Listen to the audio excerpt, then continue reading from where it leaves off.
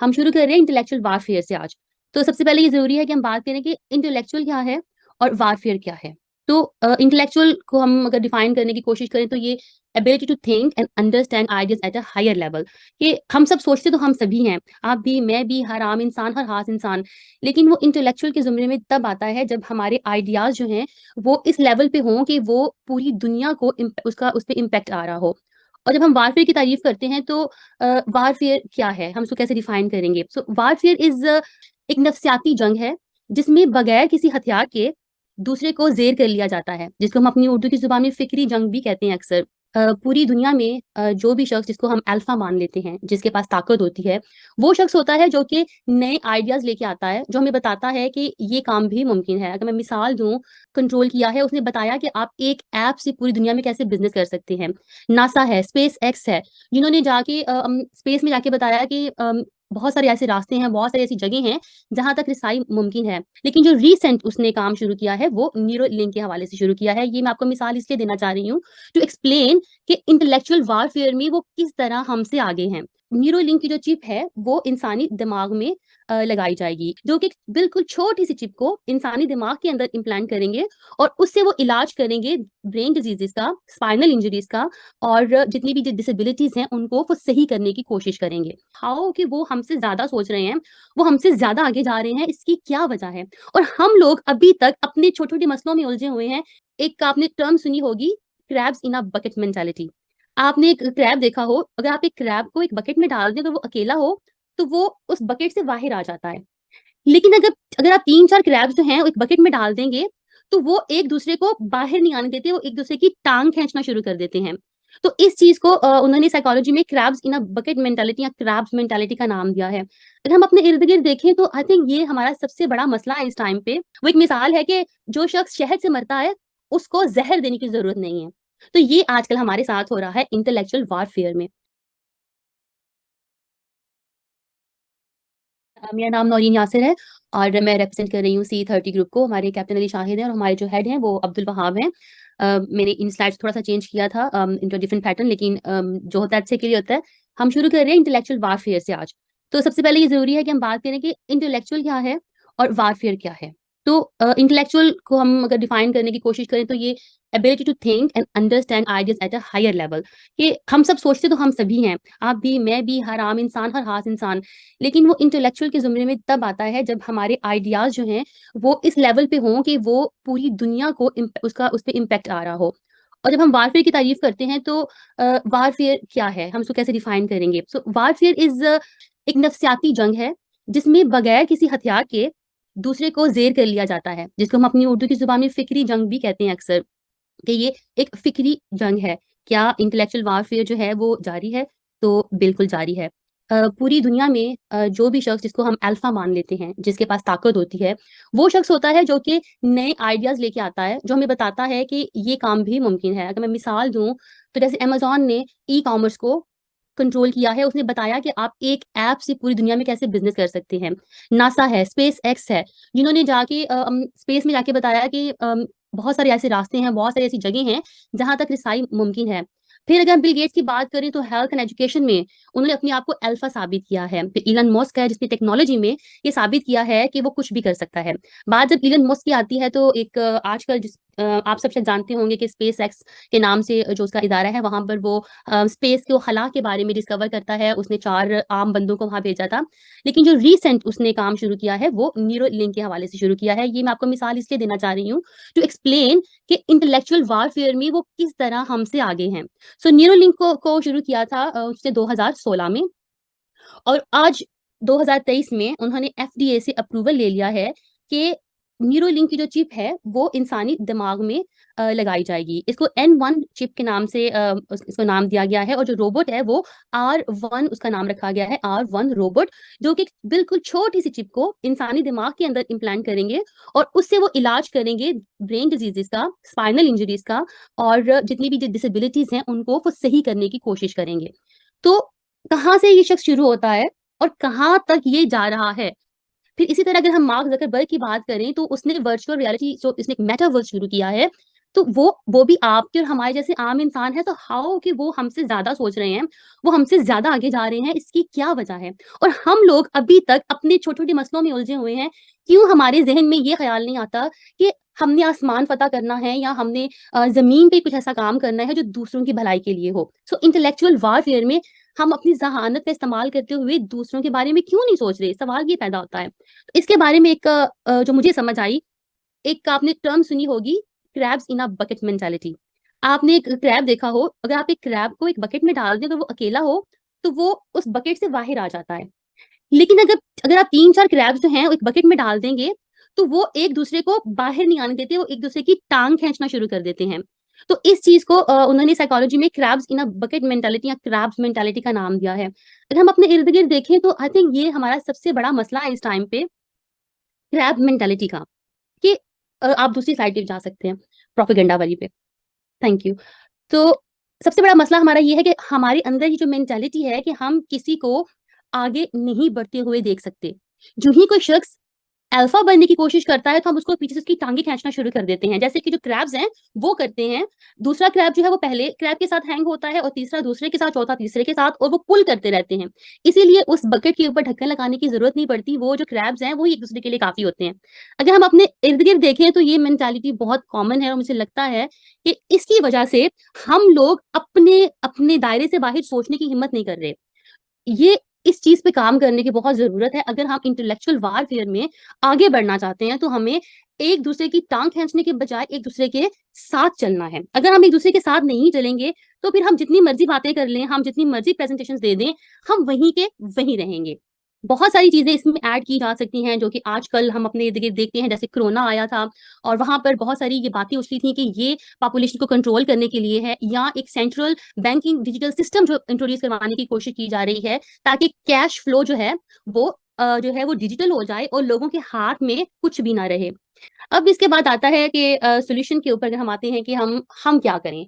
भई अब ठीक है, अब लोग बहुत अब चाँद पे पहुँच रहे हैं, आसमान को फ़तह किया जा रहा है, दुनिया में सारा ग़ल्बा है, तो हमने कहाँ से स्टार्ट करना है कि हम इस इंटेलेक्चुअल वारफेयर का हिस्सा ना सिर्फ़ बनें, बल्कि इसको जीत भी जाएँ। वो एक मिसाल है कि जो शख़्स शहद से मरता है, उसको ज़हर देने की ज़रूरत नहीं है। तो ये आजकल हमारे साथ हो रहा है इंटेलेक्चुअल वारफेयर में। अब हमने क्या करना है? फ़र्स्ट ऑफ ऑल, जो पहला स्टेप मुझे लगता है कि हम लोग ले सकते हैं, वो है कि हमें अपनी पर्सनैलिटी खुद चेंज करनी है। बजाए इसके कि मैं आपको पॉइंट आउट करूँ, आप किसी और को पॉइंट आउट करो, क्यों ना मैं खुद से शुरू करूँ ये चीज़ कि जो चीज़ मुझे दूसरे में बुरी लग रही है, मैं उसको खत्म करूँ, बुक्स पढ़नी शुरू करूँ। हम लोग यूट्यूब से बहुत सारी वीडियोज़ देख रहे हैं, हम लोग बहुत सारे स्कॉलर्स को सुन रहे हैं, लेकिन जब हमने किसी को आर्गुमेंट देना होता है, तो हमारे पास रेफरेंस नहीं होते। मेरा रेफरेंस अगर मैं आपको ये कहूँ कि मैंने साहिल अदीम से सुना था, ये बात उसने की थी, तो आप मुझसे पूछेंगे भई कहाँ लिखा हुआ है? और वहाँ आके मैं लाजवाब हो जाऊँगी। बुक्स रीडिंग बहुत ज़रूरी है, हमारे पास अपने रेफरेंस होने चाहिए, ताकि कोई बंदा जब हमारे सामने आके बैठे, हमसे आर्ग्यू करे, तो हम बुक खोल के उसके सामने रख दें। इसी तरह हमारे बच्चों को हमने फ्यूचर इन्वेस्टमेंट नहीं बनाया। टास्क 6 में बात की गई थी कि बच्चों को आप जब दौलत जो है, उनका जो है मेन ऑप्शन बन गया कि वो चाहते हैं कि जो हमारे पास है, मनी इज़ द पावर। लेकिन वो इसलिए है कि हमने अपने बच्चों को फ्यूचर इन्वेस्टमेंट बना लिया है। हम लोग बच्चों को इसलिए नहीं पाल रहे कि ये बड़े होके दीन इस्लामी सिस्टम लेके आएँगे, या कोई हम इसलिए पाल रहे हैं कि ये बड़े होंगे होंगे जो हम इन पे मेहनत कर रहे हैं, वो वापस आएगी। Our kids are not our future investment. उनको उनको ख्वाब देखने दें, उनको पढ़ दें, उनको बताएँ कि सितारों से आगे जहाँ और भी हैं, वो कुछ भी कर सकते हैं। अगर हम अपने बच्चों को सिर्फ़ बाँध के रख लेंगे, तो फिर वो कुछ नहीं कर पाएँगे। और एक और चेंज जो मुझे लगता है आना चाहिए, वो ये है कि मैंने इंग्लिश स्कॉलर्स को भी सुना है, उर्दू स्कॉलर्स को भी सुना है, लेकिन कोई भी शख्स ये बात नहीं करता कि इस्लामिक सिस्टम कैसे नाफ़िज़ होगा? इस्लामिक सिस्टम कैसे आएगा यहाँ पर? कोई बंदा ये बात नहीं करता, कोई हमको ये नहीं बताता कि जब निज़ाम आएगा, तो इस्लामी निज़ाम की सज़ाएँ हम पे इम्प्लीमेंट नहीं होंगी, ये उस शख्स पे होंगी जो उसके खिलाफ होगा। अगर हमको लगता है कि हम अच्छे हैं या हम इस्लाम की राह पे चल रहे हैं, तो फिर हमको डरने की ज़रूरत नहीं है। हमारे स्कॉलर्स को ज़रूरत है कि वो इस पे बात शुरू करें। हम लोग जहाँ-जहाँ, जिस-जिस इलाके में रहते हैं, हम उसको इन्फ्लुएंस करना शुरू कर दें, तो तब्दीली आएगी। उसके बाद एक और चीज़ ये है कि जैसे यहाँ पर हमारी जो इंग्लिश कम्युनिटी है, या जो वो लोग जो ताकत में है, बिग ब्रेन्स, वो 5 साल का या 10 साल का मंसूबा नहीं सोचते, वो 100 साल का सोचते हैं। तो हमें भी 100 साला मंसूबा चाहिए इस चीज़ को इम्प्लीमेंट करने के लिए। हमें सिर्फ़ अपने बच्चों को के लिए नहीं, बच्चों के बच्चों के लिए सोचना है कि जब वो आएँगे, तो मसाइल का हल वो कैसे दरियाफ़्त करेंगे, उसके लिए हमें तैयार करना है उनको। So let's make a 100 year plan let's connect to each other, एक दूसरे के साथ जुड़े और एक दूसरे की टांग खींचने की बजाय एक दूसरे का सहारा बन के खड़े हो जाएं, और जो बात नौरीन मेरी गलत आपका है उसको माशाल्लाह बताएं। सबका था, लेकिन आप फाइंड अप करें सर। That's it. मैं यही कहूंगी आखिर में कि हमें 100 साल मंसूबे की जरूरत है, नौरीन आपका 100 टाइम दिन अप की। हो गया, बहुत शुक्रिया, आप थैंक फाइंड यू। अप कर लें प्लीज। फाइंड अप हो गया बस, थैंक यू। जी, thank Jazakallah so khair. Much. Yeah. अच्छा Sister, तो yeah. Sister Amreen, go ahead if you can take the questions. आप coordinate कर लें. Miss Farhana, can I take the questions? Yeah. आप go ahead, you can take the questions. Okay, Aisha Sajjad, please unmute. Mrs. Aisha ने already, okay, yeah, she didn't ask a question that time. Hello Go ahead. जी अस्सलाम वालेकुम। वालेकुम अस्सलाम। जी वालेकुम सलाम। जी मैं ये बस कहना चाहती थी कि सिस्टर ने जो अभी प्रेजेंटेशन दी है बहुत ज़बरदस्त इनके पॉइंट्स थे, और इन्होंने यही बात की है कि बातचीत करने से बेहतर है कि हम अब कोई ऐसा स्ट्रेटजी बनाएं कि हमने अब अमली तौर पर क्या करना है निज़ाम लाने के लिए। तो दूसरी बात ये मैं कहना चाहती हूँ कि हमें इस वक्त जो है हर महाज पे जंग नहीं छेड़नी चाहिए। मतलब हम नेशनलिज्म के खिलाफ और जॉइंट फैमिली और सर साहिल जिस तरह 3-4 जगहों पर बात करते हैं, तो मेरा ख्याल है कि हमें फोकस करना चाहिए मेन प्रॉब्लम्स पे कि दीन का निज़ाम कैसे नाफिज किया जाएगा। उसमें अगर हम नेशनलिज्म को पॉइंट ऑफ अपना वो बनाते हैं सेंटर पॉइंट कि नेशनलिज्म जो है हमें दीनी निज़ाम कायम करने पे से रोकता है, तो मैं ये कहना चाहूंगी कि ऐसा तो हमारे मुल्क में हो नहीं रहा ऐसा कुछ, जैसा कि तुर्की का हम देखते हैं पास्ट कि उन्होंने इवन अजान भी अपनी जुबान में कर ली थी, तो वो था नेशनलिज्म। ठीक है, हमारा जो पाकिस्तान का नेशनलिज्म है बिल्कुल भी वैसा नहीं है, हम एज अ नेशन बिल्कुल जीरो है। तो हम अपनी जो है नेशनैलिटी को या नेशनलिज्म को उस लेवल पे नहीं उसको कर सकते, डिस्कस नहीं कर सकते, क्योंकि हम एज अ नेशन उस तरह के अभी भी नेशन नहीं बने कि हमारा जो है वो क्लैश हो। तो हम अगर अभी भी हमें देखें तब्दीली का, जब I don't know red light या ग्रीन लाइट जो भी कहा जाता है कि दिखा के जब हमें कहा गया कि रियासत मदीना बनाई जाएगी, तो लोग अंधाधुंध उस बंदे के पीछे भागे, और भागना भी चाहिए था, क्योंकि हमें वाकई तब्दीली चाहिए हो, हमें इस्लाम के नाम पे ही तब्दीली चाहिए। तो हमने कभी ये उसमें नहीं देखा कि हम उसमें पाकिस्तान को लाएं या नेशनलिज्म को, या कोई भी ऐसा डिस्कस नहीं किया गया। हम वाकई चाहते हैं कि इस्लामी निज़ाम आए। तो अब ये मैं कहना चाहती हूँ कि अगर हम रियासत मदीना बनाना चाहते हैं, निज़ाम कायम करना चाहते हैं, तो उसमें पाकिस्तान को इस वक्त डिस्कस ना किया जाए तो ज़्यादा बेहतर है कि हम उसके फ्लैग को या उसके कौमी तराने को लेके कोई बहस करें, क्योंकि इस वक्त हमने अगर ये बहस छेड़ी तो हम फिर डिवाइड हो जाएंगे। आपका क्वेश्चन क्या है? क्वेश्चन आपने एक्चुअली अपनी प्रेजेंटेशन शुरू कर दी है, मैं यही कहने वाली थी कि सॉरी, असल में मैं प्लीज अपने ग्रुप के साथ जो भी आपकी पॉइंट्स है ना उनको प्रेजेंटेशन में लाके प्लीज डिस्कशन फोरम में उसको प्रेजेंट करें। ठीक है, चलिए ठीक है, thank you so much, thank you. I just have one question. I'll request Noreen, can you please define intellectual and warfare, जैसे आपने उर्दू में किया, intellectual को अलग and warfare को अलग, can you define it in English as well? जी जी बिल्कुल। सो intellectual अगर मैं कहूँ कि okay, so if I say what does intellectual mean, so I would say that it's ability to think and understand ideas at a higher level. And when I say intellectual warfare, so I would say it's a psychological war where we don't have to use the physical weapons. So we use our brain to implement our thoughts on other people. Right. Is that enough, or shall I elaborate? It's basically, you know, the way every common man think, but when somebody is thinking in a way which affect the entire world, so I think that's intellectual. And when we bring the intellectual warfare in it, so our thinking, when we are thinking something and we are implementing on other people and it's effective their lives as well, so that's intellectual warfare, what's happening with us these days. Brilliant. Thank you so much, Noreen. No problem, thanks a lot. बहुत शुक्रिया आपका। Yes. Okay. Brother Waleed, do you have a question? Yeah, Brother Waleed, let me unmute you. Yeah, Brother Waleed, आवाज आ रही है मेरी? जी आ रही है जी। वो जो पीछे प्रेजेंटेशन हुई थी उसके ऊपर एक पॉइंट मैं बता दूं कि भाई ने आपके साथ एक बात की थी कि जब काफी डिस्टर्बेंस है ब्रदर आपकी आवाज में, और मैं उनसे ये पूछना चाहूंगा कि वो ये आवाज नहीं आ रही सही? अब आ रही है, अब क्लियर हेलो, है। आवाज आ रही थी? हाँ, अब ठीक है। जी, जो इससे पहले प्रेजेंटेशन हुई थी जिसके अंदर कैपिटलिज्म के ऊपर बात की थी, तो भाई ने आपके साथ एक बात की थी कि जब कैपिटलिज्म राइज हो रहा था तो उस वक्त जो मुसलमानों का सिस्टम था वो इस्लामी नहीं था। तो मैं ये पूछना चाहूंगा कि वो आपने किस रूल के मुताबिक कहा था कि वो इस्लामी नहीं था? यही असल में हमारे आइडेंटिटी का क्राइसिस है कि हमें ये पता ही नहीं है कि इस्लामी क्या था और इस्लामी नहीं था। जो इस्लाम के मुखालिफ लोग हैं वो यही बात करते हैं कि इस्लाम का सिस्टम सिर्फ 50 साल चला था, उसके बाद नहीं था। आप छोड़ें, ये पुराना हो चुका है। ये एक पॉइंट मैं छोड़ के जा रहा हूँ। और इंटेलेक्चुअल वारफेयर के ऊपर मैं ये एक और क्वेश्चन करना चाहूंगा कि देखें मौलाना मदूदी साहब, सैयद कुतुब साहब, इनके पीछे बहुत बड़ी एक फॉलोइंग थी, बहुत इन्होंने इंटेलेक्चुअल वारफेयर के ऊपर काम किया, मगर क्या इस्लाम आया? नहीं आ सका। उसकी वजह ये है जब तक जो उसूल कुरान ने नहीं ना, कुरान ने जो उसूल बताए हैं सिस्टम को लाने के लिए, जब तक उनको फॉलो नहीं किया जाएगा तब तक इस्लाम नहीं आ सकता। अगर 30,000 लोग भी इस उम्मत में उसको फॉलो करेंगे तो इस्लाम आ जाएगा। Brilliant. Jazakallah khairan, brother. Ali, I think Ali is not here. Ali has Okay. left the session. Yeah, inshallah, we will reach out to answer कर दूं? अगर आप मुझे इजाजत दें थोड़ी सी, तो मैं इसको अगर आंसर कर दूं। Go ahead, sister. मैं सिर्फ छोटी सी इसमें ये बात ऐड करूंगी कि इस्लामिक सिस्टम 50 साल में जो है वो फेल नहीं हुआ, हम लोग मुसलमान फेल हैं। अगर हम यूके में अगर हम रहते हैं तो यहाँ पर टोटली इस्लामिक सिस्टम ही फॉलो किया जा रहा है। जैसे यहाँ पर बेनिफिट्स दिए जाते हैं, बच्चों के लिए फ्री स्कूलिंग होती है, या हमें मेडिकल दिया जाता है यहाँ पर, तो ये सारा सिस्टम तो इस्लामिक था ना, जहाँ पे बैतुल माल से उन लोगों को पैसे दिए जाते थे जिनके पास जिनकी अर्निंग थोड़ी सी कम होती है। तो इस्लामिक सिस्टम तो फेल नहीं हुआ, लेकिन उसको इम्प्लीमेंट करने वाले लोग जो हैं वो फेल हो रहे हैं, और उसके आगे से बहुत सारी वजूहात हैं जिसको डीपली आप चाहें तो कर सकते हैं। It's just my input. Jazakallah khairan. Okay. Brother Kamar, you can go ahead and unmute yourself and ask your question. Kamar Islam. Brother Kamar Islam, please go ahead, unmute yourself. Okay, let's move on. Amash, you can go ahead and unmute yourself and ask your question. Please keep it related. Walaikum Assalam. Okay, sure. My question is related to the second presentation regarding intellectual warfare. I would just like to ask the presenter, whoever she was, you proposed several solutions regarding how can we climb the ladder of intellectual warfare, right? But I would like to comment, I would like to say that what do you think our education system has a role to play in that? Don't you think by changing our education system, we can actually go quite a long way in overcoming this problem of intellectual warfare? I would actually like the presenter to comment on. Noreen, would you Jazakallah like to khairan. answer?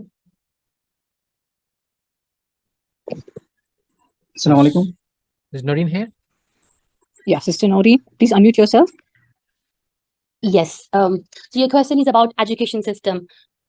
Education system, if I would say here in UK or in Pakistan, it's the people, they are the people who are controlling the education system. Of course, education system is the key. Here in UK, education is free till you are in college, and what they do now, they have know that if they have to make a difference, they have to control the kids' brain. So now in our education system, they are introducing their agendas, whether it's LGBT agenda, whether it's nationalism, everything. So what they're doing is politely and slowly, so they are putting the agendas in their education system. Same way, I'll just bring here, when 1 year back, when Imran Khan introduced that we have to read Siratul Nabi in our schools and colleges, that was the thing we need to do. But sadly, I have heard that it's been removed.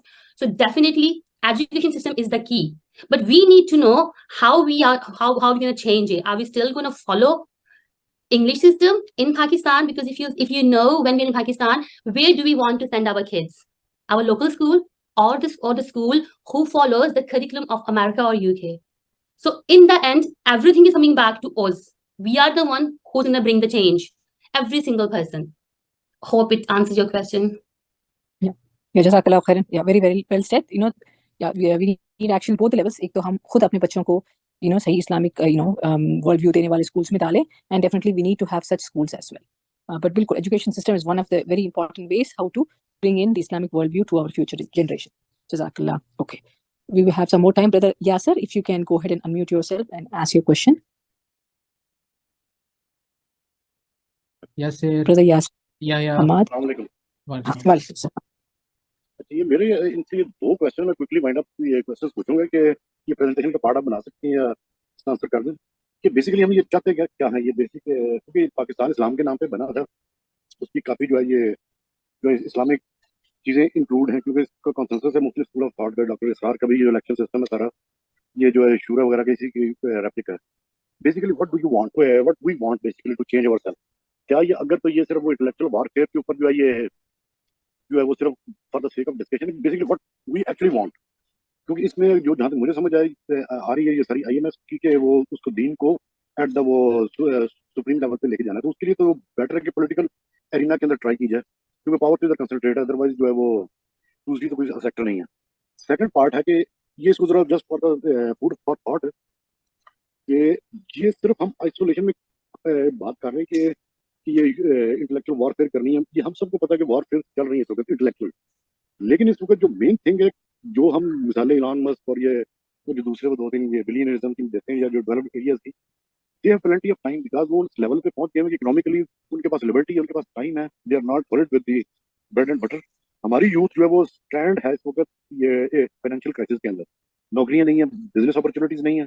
अब वो हम कहते हैं जी कि generalise होकर सोचें, हालांकि वो बंदे को मसला पड़ा हुआ है कि अपने घर की फैमिली कराने किस तरह करनी है, वो पूरी दुनिया का किस तरह हाउ ही कैन थिंक, तो वो जो है क्योंकि जॉब्स मिलती नहीं है, बिजनेसेस चल नहीं रहे, तो इसको किस तरह बिल्ट इन करेंगे। ये जो सारे थॉट प्रोसेस के अंदर वॉर हमें पता चल रही है और लोग सेल्फ सेंटर्ड होकर डिसीजन कर रहे हैं, तो ये इसका थोड़ा सा कोई ऐड करना चाहे तो ये मैं इसको वाइंड अप करता हूँ, आप किसी और को भी to give time to the others. मेरी तरफ से ये दो चीजें just for the food for the thought. अस्सलाम वालेकुम। Walaikum Assalam. Yes, very, very, well said.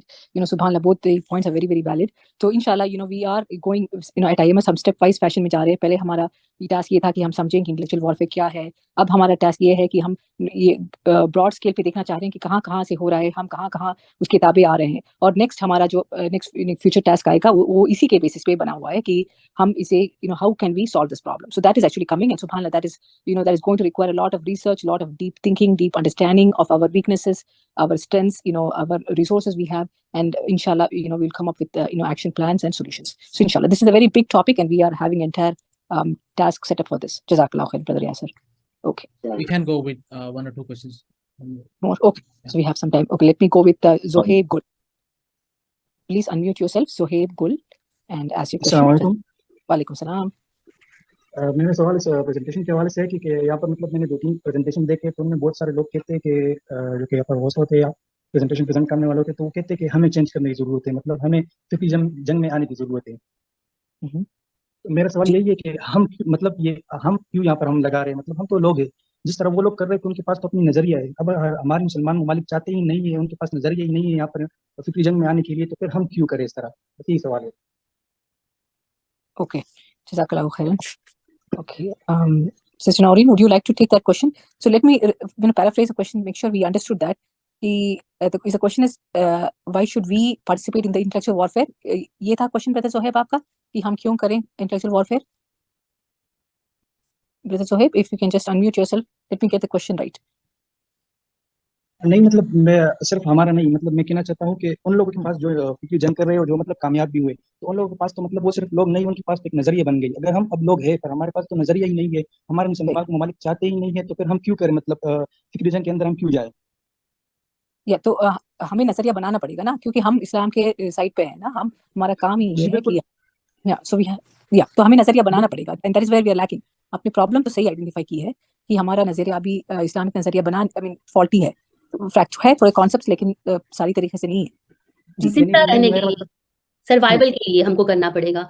अगर हम चाहते हैं कि हमारे आने वाली जो नस्लें हैं उनके बच्चे हों आगे से, तो हमको कुछ ना कुछ करना पड़ेगा और बोलना पड़ेगा, क्योंकि जो एजेंडा चल रहा है, जो आप पाकिस्तान में भी देख रहे होंगे और जो यहाँ से बाहर के मुल्कों से ट्रांसफर हो रहा है पाकिस्तान या दूसरे मुल्कों में, वो है नस्ल खत्म, नस्ल कुशी का। अगर आप सोचें थोड़ा गहराई में जाके, तो क्या जरूरत है इसको एलजीबीटी को प्रमोट करने की, क्या जरूरत है उनको छोटे छोटे बच्चों को बताने की इन चीजों की? कोई उनकी जो सोच है पीछे, वो नस्ल किसी की है। ना मुसलमान बढ़ेंगे, ना कोई इस्लाम का नाम लेने वाला रहेगा। जैसे पहले भाई ने कहा कि भाई हमारे बहुत टेंशन है हमारे पास, शायद हमारे पास खाने को रोटी भी नहीं होगी, और मैं समझ सकती हूँ इन सारी टेंशन से हम लोग अग्री हैं।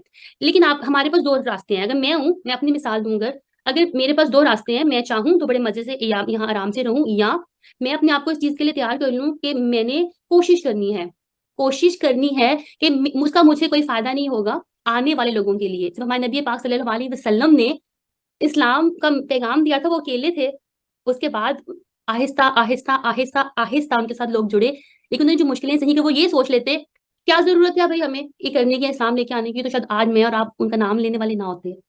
बहुत मुश्किल होता है अपने खुद से जिहाद करना पहले, और उसके बाद जाके तो बाहर करना, बड़ा मुश्किल है ये। लेकिन अगर हम नहीं करेंगे तो भी मर जाएंगे, करेंगे तो भी मर जाएंगे, लेकिन क़यामत वाले दिन शायद हम ये कह सके खड़े होके कि भाई कोशिश की थी।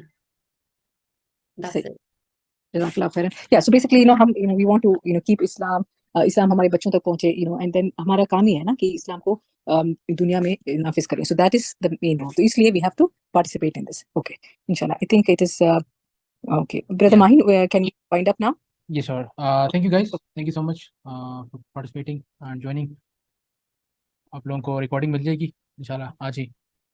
And thank you so much again. Thank you so much. Jazakallah khairan for participating and engaging in the questions. Assalamu alaikum wa rahmatullahi wa barakatuh.